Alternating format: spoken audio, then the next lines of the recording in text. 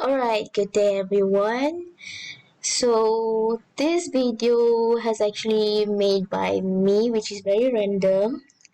I think I just want to share what I've learned and some insights on the coastal erosion that has been happening in our east coast coastal area nearby my university, which is a very good example, known as Pantai UMT.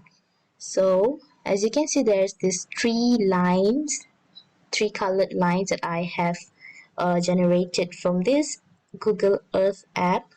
So, we will be highlighting on this red color line, which is the current coastal area of Pantai UMT, and this is the drainage, the initial drainage line, and this is the tombolo and also the wave breaker that have been existing for the past few years now to combat is one of the initiative in combating the coastal erosion issue around this Pantai UMT area.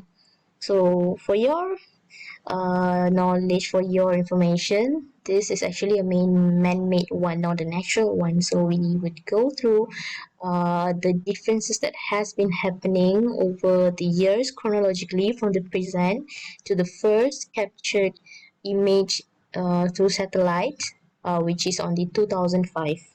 So yeah, let's just go through chronologically. So this is the present one on 2021. You can see. Let's go back a few years back until the initial point.